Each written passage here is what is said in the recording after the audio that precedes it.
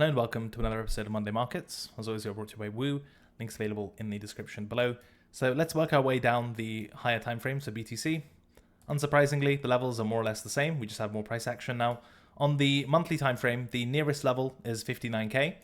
This monthly close will be quite instructive because if it closes through, and that is to say below 59k, then we'll have some resolution to this 4-month consolidation. That resolution will be to the downside. That would mean a monthly range break and a move back below monthly support. That would be bearish, and the inference at that point would be that a test of support is likely, and that support is at 44 to 47k, which also happens to be the high time frame 60 to 30k range midpoint. So if you're going to deploy the monthly time frame, insofar as I use this time frame to buy high time frame nukes into support, that high time frame nuke into support would be 44, 47 at the earliest. That said, if you're still a monthly time frame maximalist and insist on getting a monthly setup, even if it isn't a nuke into support, I will first caution that those types of monthly close setups, whatever, tend to not work as well as monthly nukes into support. But nonetheless, if you choose to deploy the monthly time frame as the slowest moving yet clearest time frame for those purposes, a close back above 59k or just a close above 59k, given we have 23 days left on this monthly, would also be bullish, because at that point the argument would be that we're in an area of monthly support at 59k. We had 4 months of ranging at this level. The market came in, spiked all those lows, and still closed above it. So then you'd be making a failed breakdown argument on a close above 59k, and by that point, the weekly, the daily timeframes would all look really good above 60 also. So to be clear, monthly, best setups would be nuke into support. Permissible setup would be monthly close above 60k, but I think the monthly close above 60k setup would be better suited for lower timeframes, as we'll discuss momentarily. Let's discuss the weekly time frame. We previously looked at the highest close and lowest close within this consolidation to get some indication. The range midpoint actually ended up being very instructive. We had a bit of a bounce before the breakdown of this weekly range. So now, from a technical perspective, the weekly range has broken to the downside. I don't think it's too important personally within my trading system whether, is this a valid market structure break? Is it an SFP? Is this support or resistance? Is this bullish, bearish? I don't think the action at 56k is particularly instructive for what's happening on the weekly time frame. I think what's more important is if we look at the lowest close in this consolidation and the bottom of the range, that we've now closed through that. So for me, this is a breakdown to the downside after a multi-month consolidation, and that's bearish until proven otherwise. What does until proven otherwise mean? Ordinarily speaking, when you have a high time frame consolidation that ranges for a while and then breaks, you essentially have two options to do business on the long side. Option one is for the breakdown to fail, which would mean the support that led to the breakdown being reclaimed. In this instance, this would mean a weekly close back above 61.4, 61.5 at the earliest.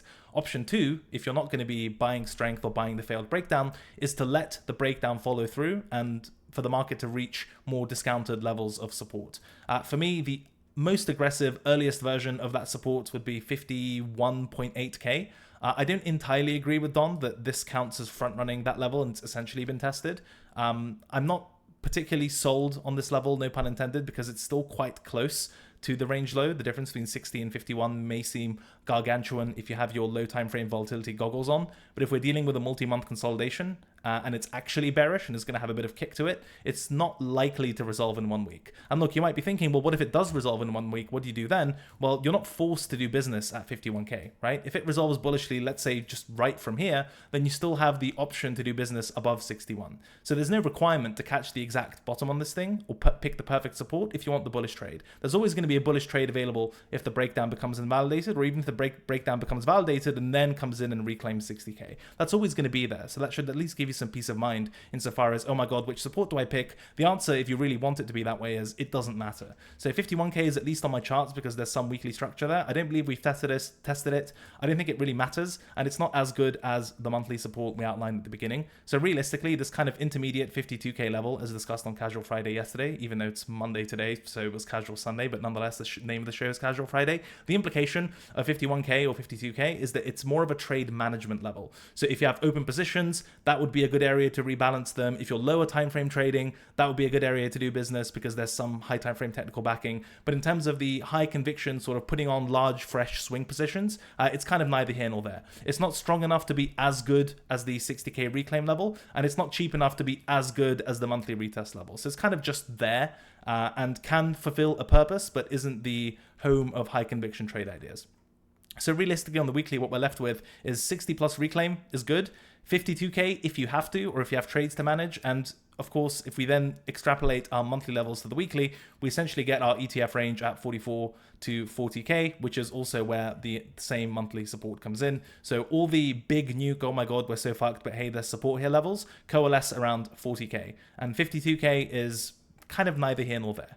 That's kind of at least how I view it. So realistically, just like in yesterday's show, the important areas to do business are at/above 60 or at around 40.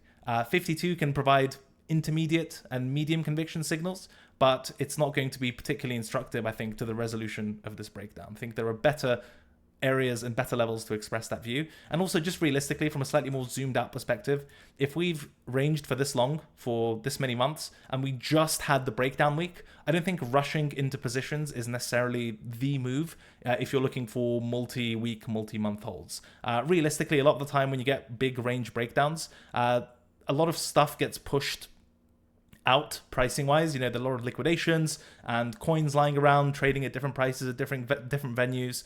Execution is sloppy all over the place. Liquidity is fleeting, so it tends to be a kind of low liquidity, high volatility paradise for day traders. But for those looking for swings or larger time frame ideas, usually right after the break of the range, there's no real rush to get into position. And again, even if this is the Pico Schmico bottom, you'll still get the bullish trade above 60k. So there's no urgency to do business immediately. And more conservatively, this thing literally just broke down. So if the breakdown fails, there's a level higher where that trade becomes more alive. Otherwise, unless you're really sure that there's a fantastic level that you must buy and it's so cheap, like it doesn't matter, reclaim, no reclaim, this is an amazing price, I think that logic kicks in at lower prices, not at 55k. That's still pretty close to the 60k breakdown.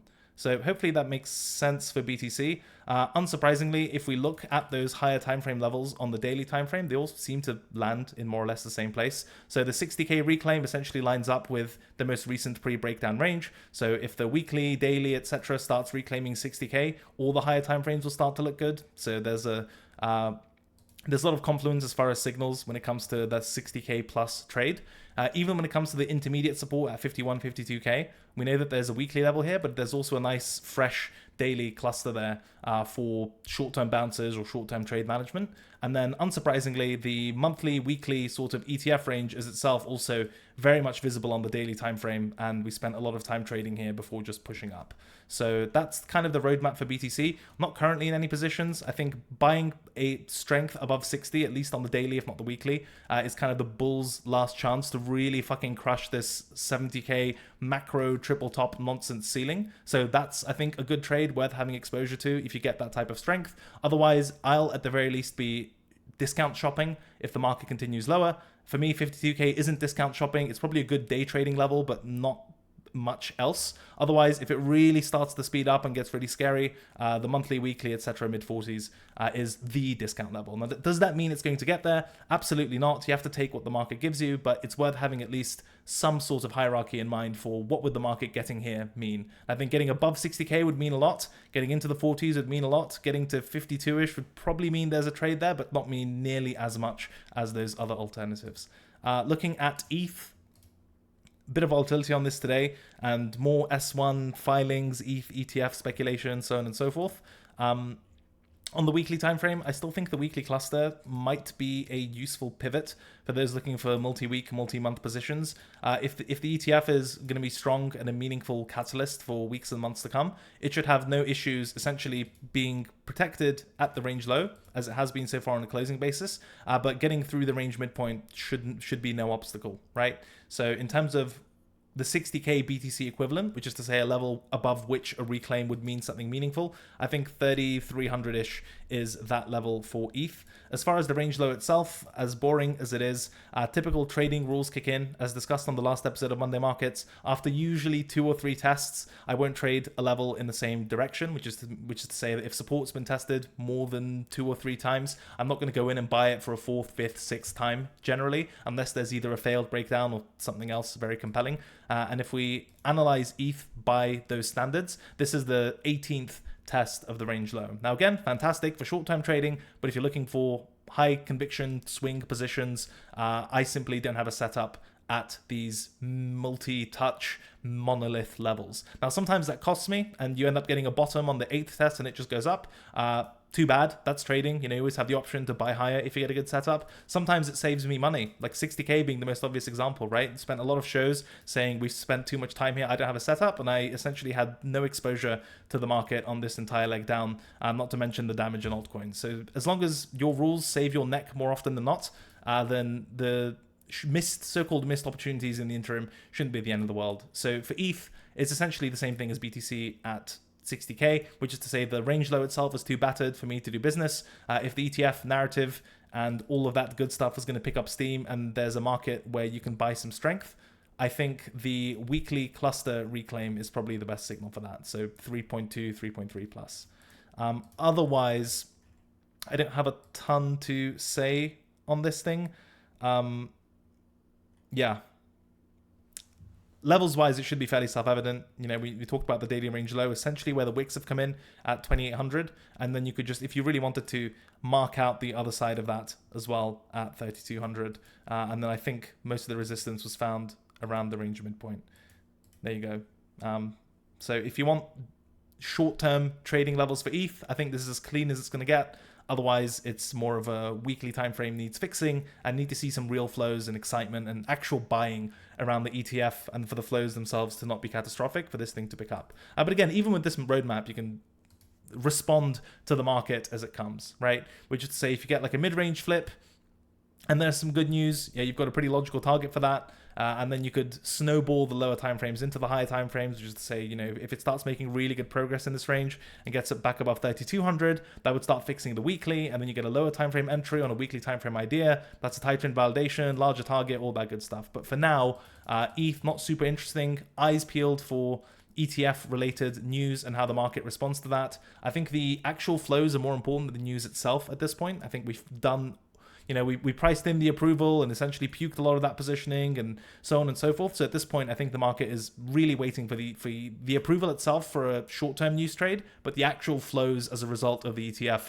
for something more meaningful. And if you're looking for technical levels to help navigate that, I think 2800, 3200, 3300 is really clean on the 4-hour, on the daily, and that's as good as it's going to get. There's no update on Solana since the last episode on this channel, which is to say, there is just a very big battle going on at 125 being defended. The bouncers are getting a bit weaker, but again, sorry to be so boring, but this is just how it works. I don't have setups that let me buy 5th, 6th tests. Now look, if this cycle works out such that we continuously just grind these range lows and they end up being really strong bottoms and the market fires off from them, then I'll just have to adjust that view based on new evidence. But with how BTC traded at around 60K, that rule still seems to make sense to me. Otherwise, I don't have a strong interest. I mean, relative strength-wise, Solana very interesting, Sol BTC is up, etc.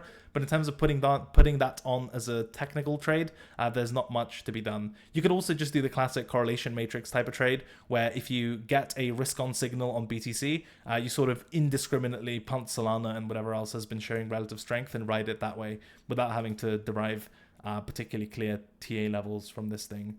Yeah, that's pretty much all I've got for this week. At least the levels are clear. So even if you're agnostic as to ETFs and Germans dumping and this, that, and the other, there are nice technical levels to work with. Otherwise, still in no huge rush given the weekly breakdown and waiting for that either to get invalidated, which is high signal, a breakdown into deeper support, which is high signal. Everything else is, you can poke and prod, but it's not going to be as important if you're looking for multi-month, multi-week positions. And if you're in short-term trader mode, hopefully those lower time frame levels end up being helpful. That's all from me. Hope this was somewhat helpful. Before you click off, make sure to leave a like on this video. Thank you to Woo for supporting the show as always. I really hope some part of this was helpful. Feel like I rambled at lightning speed, but I'm sure you'll let me know in the comments. Thank you. Have a wonderful start to your week and see you for some show later. Bye-bye.